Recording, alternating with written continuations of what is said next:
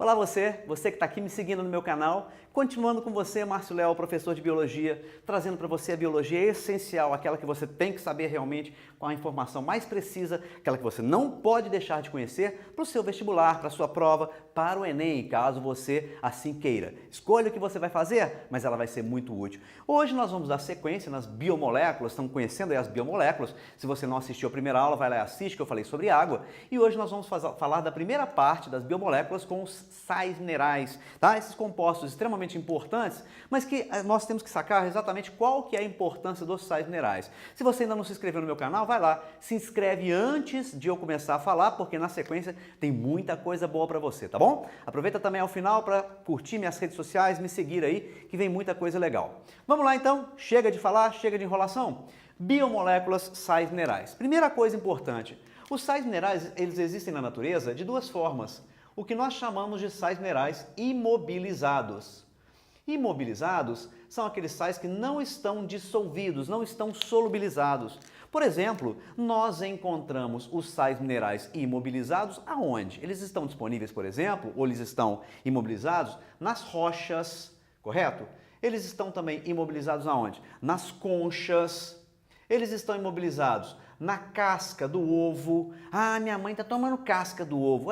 Para que será que sua mãe às vezes está lá batendo a casca do ovo que se fala, não é? Existe alguma relação aí, né? Certamente ela não quer a casca do ovo. Ah, ela está tomando casca do ovo porque ela tem problemas. Qual problema sua mãe tem? É problema no ovo. Não, sua mãe não tem problema no ovo. Ela pode ter algum problema ósseo e a casca do ovo deve ser capaz, deve ter alguma ligação aí com o que sua mãe tem, tudo bem? Quando esses sais minerais estão imobilizados, eles não estão disponíveis para a gente. Tá? Nós não podemos aproveitar um sal mineral como ele está na rocha, como ele está na concha, ou como ele está na casca do ovo, ou como ele está nos nossos ossos. Então existem N possibilidades aqui para os sais minerais, correto? Mas desse jeito eles não estão disponíveis. Os sais minerais são importantes para nós quando eles estão solubilizados. E solubilizados quer dizer que eles estão dissolvidos em água, certo? Quando eles estão dissolvidos, solubilizados, então eles funcionam para a gente como o quê? Eles funcionam para a gente como íons. Então, uma vez que estão dissolvidos, os sais minerais são fontes de íons e nós queremos exatamente esses íons. Os sais minerais fornecem para a gente íons importantes na nossa fisiologia, certo? O que você precisa então saber sobre sais minerais, na verdade não é sobre os sais minerais, você precisa saber sobre os íons, os principais íons e seu interesse biológico. Nós vamos fazer essa aula em duas partes porque ela é grande, certo? Ela é grande, mas dá para fazer uma coisa bacana, enxuta para você, essencial. Primeira coisa importante, os íons fornecidos a partir de sais minerais, sódio, tá? Potássio e cloreto, tudo bem? Íons sódio, potássio e cloreto, eles são hiper mega importantes para o nosso organismo. São os íons que nós temos aí em grande quantidade. Sua distribuição varia dentro e fora da célula, não há necessidade de você decorar isso nesse momento. Isso é uma demanda muito específica de alguns vestibulares. Mas observe o seguinte, sódio, potássio e cloreto, eles têm o potencial de interferir no chamado balanço, vão ser essenciais para o chamado balanço hídrico. Nós vamos definir depois balanço hídrico, vamos trabalhar o balanço hídrico no processo chamado de osmose. Então, quando eu for falar para você de osmose, você vai entender como é que isso aqui acontece, certo? Mas agora, você já vai assimilando, etapa por etapa você vai construindo. Assimila que sódio e potássio e cloreto interferem na distribuição de água. E isso você já consegue pensar e associar com o seguinte, uma das formas mais antigas, mais clássicas de se conservar alimentos é exatamente fazendo o quê? A salga. Salga basicamente fornece o quê? Cloreto de sódio, não é? E isso interfere na distribuição de água. Esse balanço hídrico, frequentemente os vestibulares acabam denominando esse balanço hídrico de equilíbrio, tá? Equilíbrio, o quê? Equilíbrio osmótico. É o balanço hídrico ligado a quê?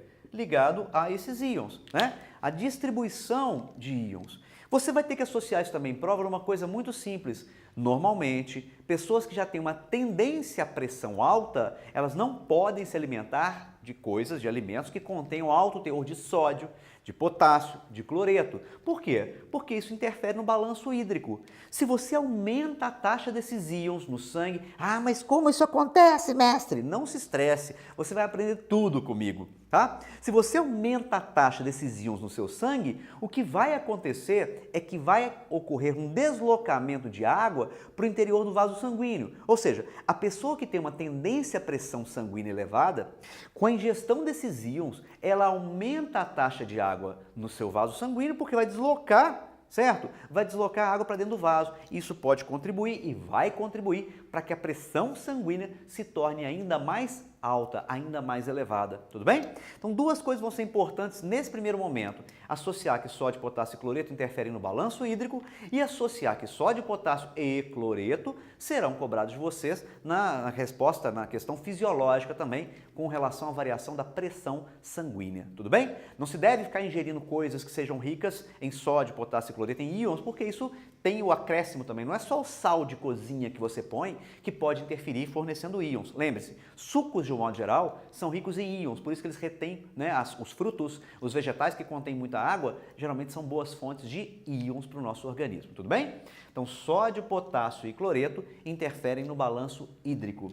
Se nós ajuntarmos, por exemplo, tirando desses dois, se nós ajuntarmos agora sódio e potássio, juntinhos, tirando o cloreto agora, então sódio e potássio, eles vão ser juntos hiper mega importantes em quê? Eles vão ser hiper mega importantes na fisiologia que nós chamamos de fisiologia neural, certo? O neurônio, o nosso neurônio, eu tenho um, você tem vários.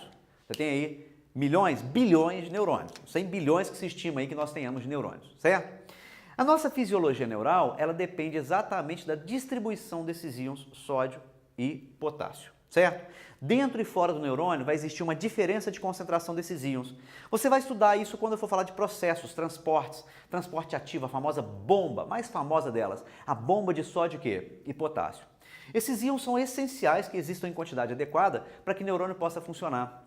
Tem pessoas que às vezes forçando a uma diarreia, forçando a um vômito, nos casos típicos de bulimia, certo? Essas pessoas acabam perdendo um teor altíssimo, principalmente de quê? De potássio. E ao perder grande taxa de potássio, qual que é o risco? O risco é disfunção neural. Não são raros os casos que isso acontece. Um caso famoso registrado foi de uma americana chamada Terry Schiavo, depois procurei o nomezinho dela, Terry Schiavo. A Terry teve basicamente uma paralisia, né? Parou de funcionar, ficou muito tempo às custas de aparelho, exatamente porque tinha crises bulímicas e ela forçava vômito e forçava diarreia. E esse forçar vômito e diarreia levou a uma perda muito grande de quê? De sódio e potássio, certo? E aí, obviamente, o potássio compromete muito também a fisiologia neural juntamente com o sódio. Só que a perda de potássio ela é mais sentida, porque perder potássio compromete pelo volume que ele tem, pela quantidade que ele tem. Sódio nós temos uma taxa relativamente alta, é necessário uma taxa alta, mas a perda de potássio nesse caso é muito importante. O potássio ainda pode ser destacado, o potássio, ele ainda pode ser destacado na fisiologia muscular, certo? A fisiologia muscular, ela vai ser dependente de quem? Ela vai ser dependente de cálcio, ela vai ser dependente de potássio também. O cálcio participa do processo, assim como o potássio. Um segundo que eu vou ter que parar aqui porque tocou meu celular e esqueci ligado. Voltando então, o potássio vai ser extremamente importante também na fisiologia muscular, juntamente com o cálcio, certo? Nós vamos trabalhar lá a parte da contração muscular, ok? Esses três primeiros íons, rapidinho para que você possa encadear uma coisa com a outra e entender o lado fisiológico, ok? Nós continuamos aí na segunda aula com esses íons, com a sequência dos íons, com os demais íons, que você vai entender a função de cada um deles, tudo bem? Te espero na segunda aula, ó. Não esquece de me seguir aí nas redes sociais, não esquece de marcar no sininho para você receber quando tiver prontos os meus vídeos, tá? Fortíssimo abraço, tchau, tchau, tchau!